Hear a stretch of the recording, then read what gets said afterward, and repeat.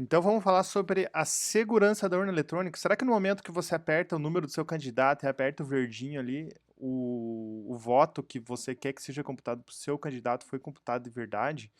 Então vamos analisar aqui o que que aconteceria se alguém quisesse fraudar a eleição, o que que ela precisaria fazer? Esse tipo de exercício mental, ele é muito necessário em todos os sistemas, tá? Então todo mundo que implementa o sistema sempre tem que pensar sobre essa ótica. O que que aconteceria se eu quisesse fraudar esse sistema? Porque é isso que melhora a segurança dos sistemas. Primeiro de tudo, vou falar aqui que não tem nenhuma evidência de que a eleição ou qualquer outra eleição tenha sido fraudada e que tenha havido fraudes em larga escala, nem em pequena, ou pequena talvez, coisas pontuais ali, uma ou coisa ou outra, não necessariamente relacionado à eletrônica, mas não há evidências de que tem fraudes relacionadas à urna eletrônica, tá? Então, assim, aqui nós vamos falar hipoteticamente o que que a gente faria se a gente quisesse fraudar o processo eleitoral. Isso não. E quão difícil ou fácil isso seria. Bom, existe um pesquisador, um grande pesquisador da área, que é o Diego Aranha, tá? Esse cara aqui, ó, esse cara aqui, ele foi professor da UNB, ele é um dos maiores especialistas em voto eletrônico no mundo, tá? E ele é um super crítico da urna eletrônica brasileira, tá? Olha só. E ele, quando questionado se ele considera que o sistema eleitoral brasileiro é seguro, a resposta que ele deu é exatamente assim: o sistema é relativamente seguro para ataques externos, mas eu não considero que o sistema seja totalmente seguro para ataques internos. Por isso, de uma forma geral, eu não considero que o sistema brasileiro seja seguro. Esse cara foi muito assediado pelos bolsonaristas na época do voto impresso, para que ele fosse, né, o porta-voz dessa bandeira aí do voto impresso. Porém, a proposta do voto impresso que foi colocado no Congresso na época do Bolsonaro, ela era uma proposta completamente esdrúxula e era um tremendo de um retrocesso, que era voltar ao papel praticamente, que era fazer todo o voto eletrônico como já existe e, na verdade, acabar transformando o papel como a palavra final para esse processo da eleitoral. Então, o papel seria o, o que valeria na final, e papel é altamente fraudável, como a gente bem sabe, né? Então aqui está a urna eletrônica aqui, né? E aqui o TSE diz sobre a transparência, a maturidade do processo e tal. Então vamos falar aqui primeiro o que, que é o processo, a parte mais forte dele, a parte mais estável.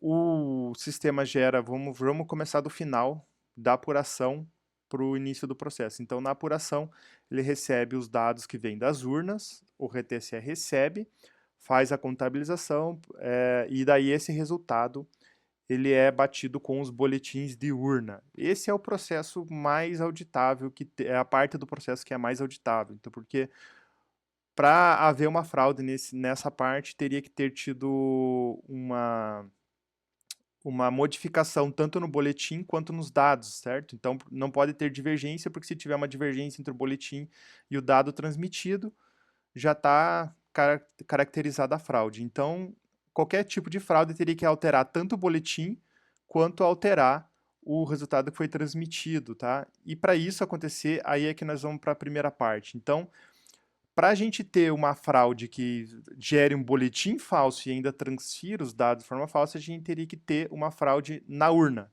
certo? E isso teria que acontecer de forma generalizada em grande parte das urnas para poder ter um resultado diferente. Imagina que a gente vai fraudar o sistema eleitoral e a gente precise alterar o software da urna. Então, aqui a gente vai fazer muitas suposições, tá? E elas vão bem longe na imaginação.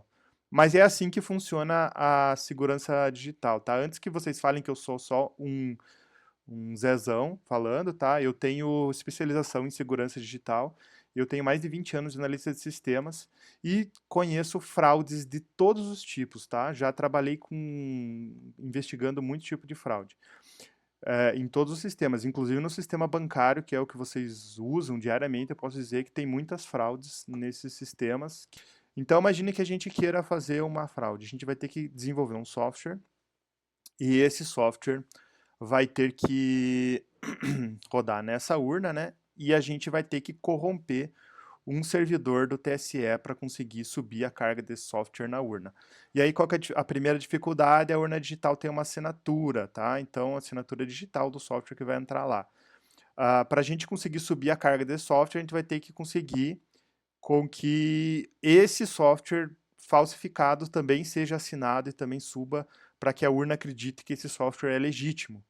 Então, quem guarda essa assinatura digital, quem guarda esses certificados que assina digitalmente esse aplicativo, tem que guardar muito bem, porque se esse certificado vaza, a gente pode criar um aplicativo falso e jogar dentro da urna.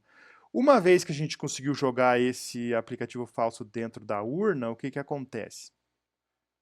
Vai ter todos os outros sistemas que a gente vai ter que enganar para conseguir ter algum tipo de fraude aí. Então, imagina que a gente conseguiu ter acesso, imagina que a gente conseguiu ter acesso ao certificado que assina digitalmente o software da urna.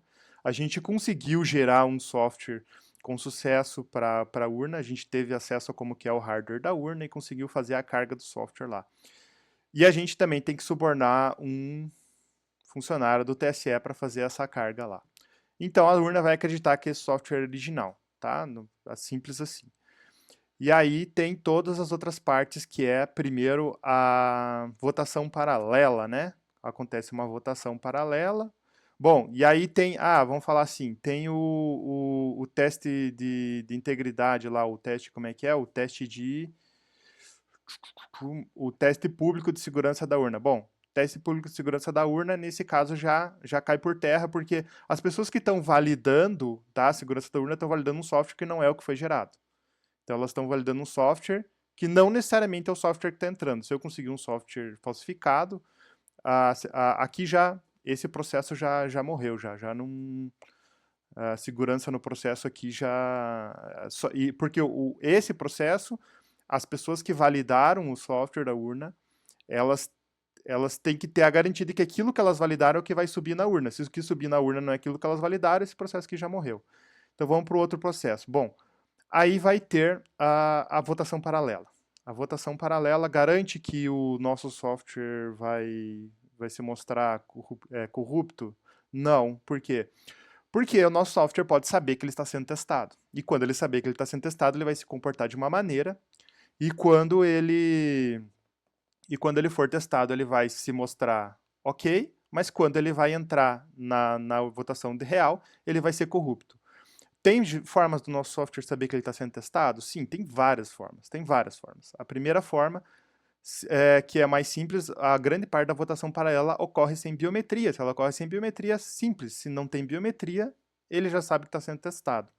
Outra forma, pode ser que quem gerou esse software corrupto se acerte com várias pessoas espalhadas pelo país para algum comportamento habilitar o comportamento corrupto. Então, por exemplo, quando a pessoa apertar 99 corrige e depois 88 corrige, ela entende que vai entrar agora no modo corrupto e ela vai começar a fazer o comportamento corrupto.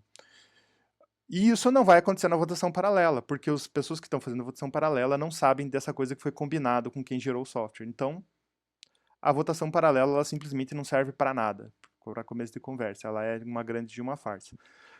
Tem a zerésima. Bom, a zerésima também é uma grande de uma bobagem, porque quem gera o relatório da zerésima é o software da urna. Uma vez que tem um software corrupto rodando lá dentro, ele também vai gerar uma zerésima falsa. Então, assim, a zerésima é uma grande de uma bobagem, porque a zerésima ela só faria sentido se o processo que gera o relatório estivesse fora da urna e aí você garantisse que esse processo que está fora da urna não foi corrompido.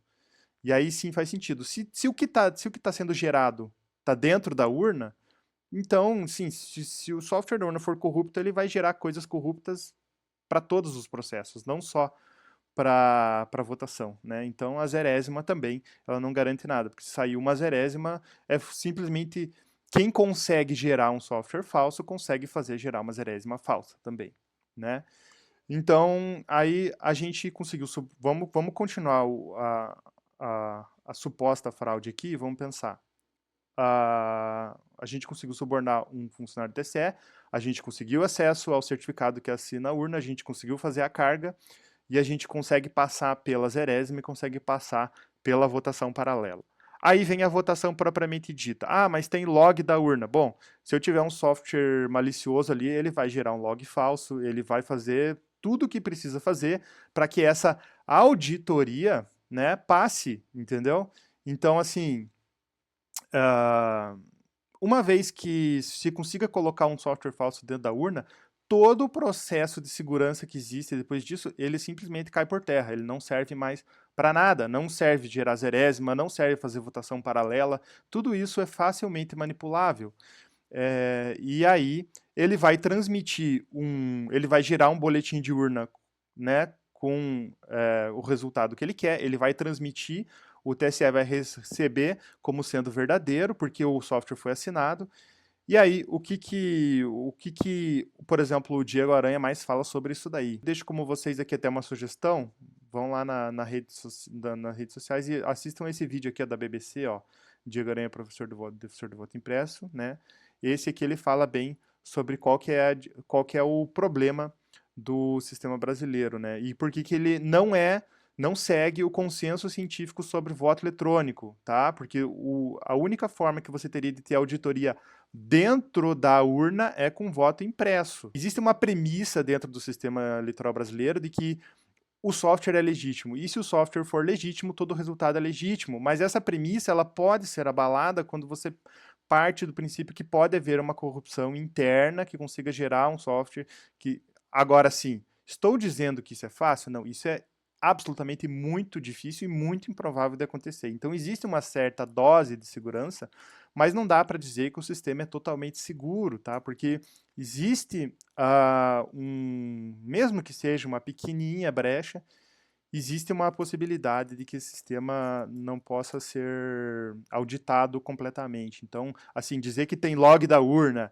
dizer que tem boletim de urna, dizer que tem zerésima, dizer que tem eleição paralela, dizer que tem, enfim, toda essa segurança, suposta segurança, ela não necessariamente garante que o processo é ok de ponta a ponta, né? Então, é isso aí que eu queria falar sobre o sistema de votação brasileiro. E fica aqui a dica para vocês, né? Assistam aqui, ó, os vídeos do Diego Aranha, tá? Ele meio que se negou a entrar nessa onda furada aí dos bolsonaristas, né? Porque, claro, ele é um pesquisador sério, né?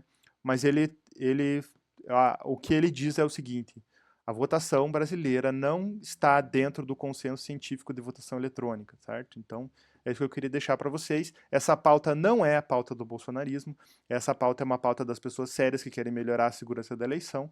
E o bolsonarismo acabou se apropriando, né, dessa pauta.